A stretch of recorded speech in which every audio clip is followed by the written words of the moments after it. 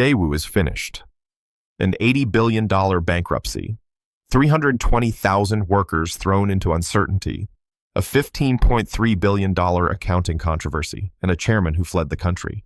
The largest financial misstatement in history. How did this happen? Creditors cut lines overnight. Stock value vaporized. Factories went silent. Pensions stopped looking secure. The company's books were the first thing to break. Then its credit. Then its governance. The collapse was instant in effect, slow in cause. This was not a single bad quarter. It was a series of choices stacked like dominoes. Ambition met leverage. Pride met opacity. The result was catastrophic. Daewoo started as a builder. It became a dynasty. Cars, ships, electronics, construction, finance. Every sector under one flag. The group spread like a web. Affiliates multiplied. Cross guarantees bound one firm to another. The government saw a national champion. Banks saw a familiar borrower. The market saw growth. Workers saw steady pay. Growth created scale. Scale created influence. Influence bought cheap credit. Cheap credit fed more deals. The company bought foreign factories. It won global contracts. It signed ship orders. It opened plants from Busan to Brazil. Heads nodded in boardrooms. Reported revenues rose. Headlines praised ambition. But behind the growth was a design that hid risk. Short-term loans financed long-term assets. Maturities did not match cash flows. Related parties moved money inside the group. Off-balance arrangements held loans invisible to outsiders. Audits were pushed, negotiated, and sometimes shelved. The architecture of expansion masked a fragility at the core. The crucial decision came in 1997. Markets tightened. Banks asked for restructuring.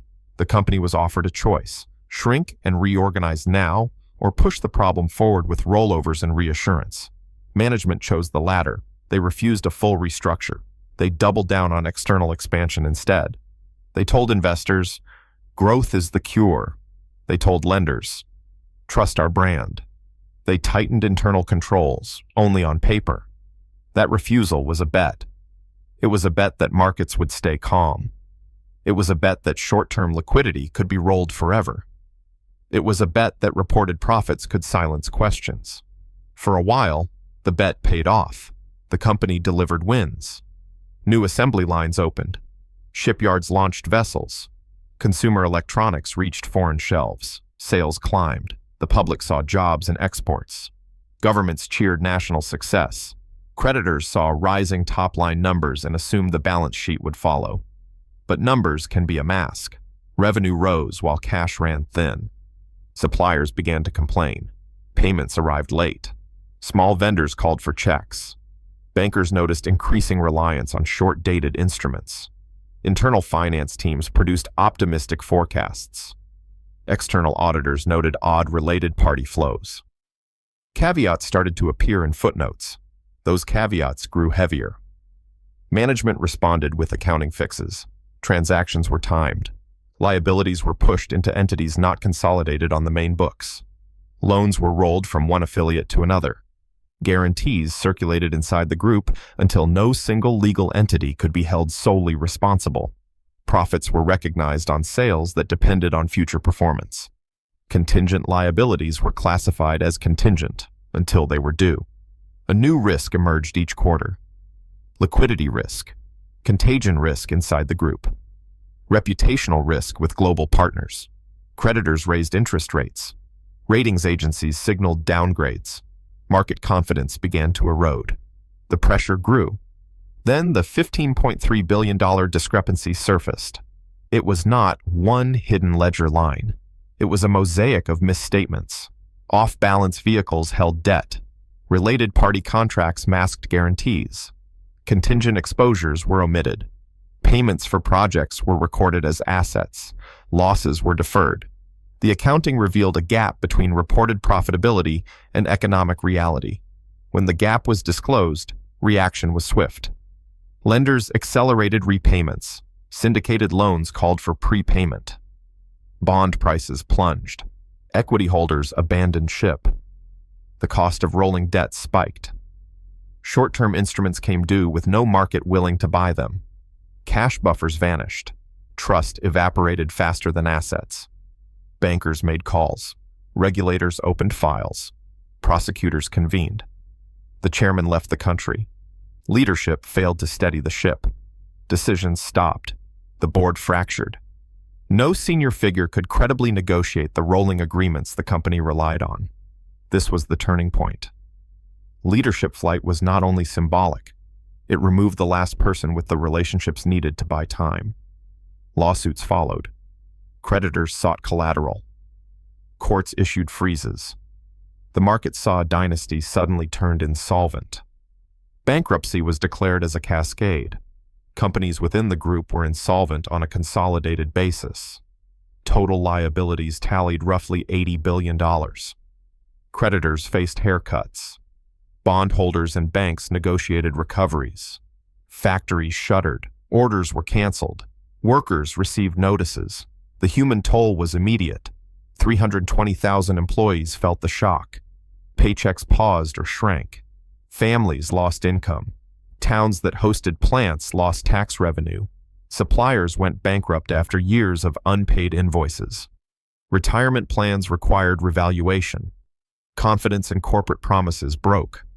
Hospitals, schools, and small businesses linked to plant towns felt the aftershock. A toolmaker in a provincial town closed its doors. A bus route was cut because ridership vanished. Pensioners worried the fund supporting their annuities had been overstated.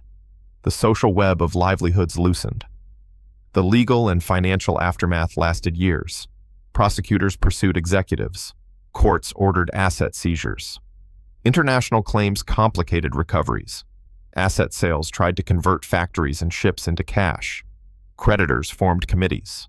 Governments negotiated to limit systemic damage. Banks absorbed losses that rippled through their balance sheets. Forensic accountants dissected the $15.3 billion misstatement.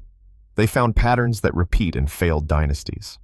First, maturity mismatch. Short debt funded long assets. Second, related party rollovers. One affiliate borrowed, another guaranteed, a third repaid. The cycle hid real cash demands. Third, off-balance structures. Special purpose entities held liabilities without being consolidated. Fourth, revenue recognition tricks. Future orders were treated as present income. Fifth, contingent liabilities buried in contracts were ignored. Sixth, undisclosed guarantees converted soft obligations into hard claims at the first stress. Each mechanism made the company look healthier than it was. Each mechanism transferred risk quietly from the corporate center into a lattice of legal entities. Each mechanism created plausible deniability until the contracts came due. The refusal to restructure in 1997 turned a fixable liquidity issue into a solvency crisis. Restructuring would have forced painful choices. Plants could have been closed, projects delayed, equity diluted, jobs cut. Management would have been blamed. But a partial fix would have reduced systemic exposure. Instead, the choice to avoid immediate pain preserved short-term reputation and deferred the reckoning. It amplified fragility. Creditors learned a brutal lesson. Loans that rely on trust collapse when trust breaks. Auditors learned a vital lesson about consolidation. Regulators learned the cost of political entanglement. Workers learned the fragility of depending on a single corporate patron. Economies learned how the failure of one group can ripple into national statistics. The cleanup was surgical and messy. Asset sales recovered parts of value. Foreign subsidiaries were auctioned. Joint ventures broke apart. Some workers were rehired by surviving firms. Some towns found new employers. But many lives did not recover fully. Some pensions were cut. Some businesses remained closed. Some reputations never healed. Policy changes followed. Accounting standards tightened on consolidation and related party disclosure.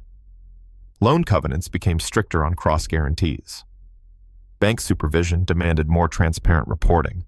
Governments debated limits on conglomerate size and on the political ties that shield firms from market discipline. Beyond rules, the episode changed incentives. Investors demanded clearer capital structures. Credit officers insisted on independent confirmations. Journalists chased balance sheet stories, not just revenue headlines.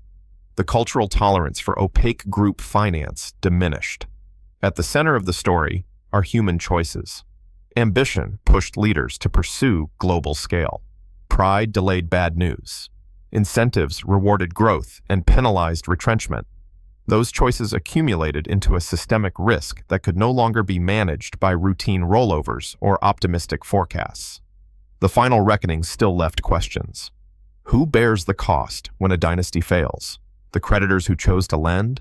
The managers who chose to hide? The state that once favored expansion? The answer is complex. The immediate cost fell most heavily on workers, suppliers, and small creditors. The abstract blame landed on the powerful.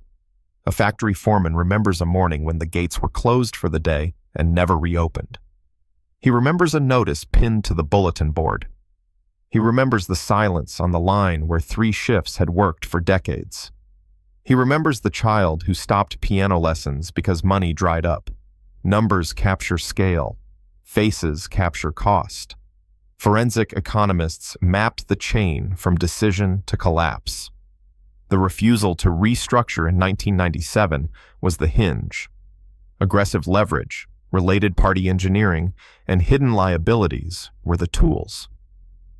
When markets tested the system, the tools failed. The $15.3 billion of misstated accounts was the clearest signal of that failure. The $80 billion tally of liabilities was the arithmetic of decades of choices. The 320,000 affected lives were the human ledger. The lesson is not that growth is bad. The lesson is that unchecked growth without transparent structures creates tails that can break a society. The checklist is simple. Match debt maturities to cash flows. Consolidate related parties. Disclose guarantees. Make auditors independent. Insist on restructuring when debt dynamics change. Protect workers with clearer social safety mechanisms when large employers dominate a region. When dynasties grow, their failures spread. They do not fall only on the powerful, they fall on the many who depend on them. The rusting tool on an empty line keeps the final account simple. $80 billion lost, $15.3 billion hidden, 320,000 lives touched, a chairman gone. Who pays for the ambition that ignored the warnings? A woman whose husband worked the night shift answers simply, "We paid with our lives."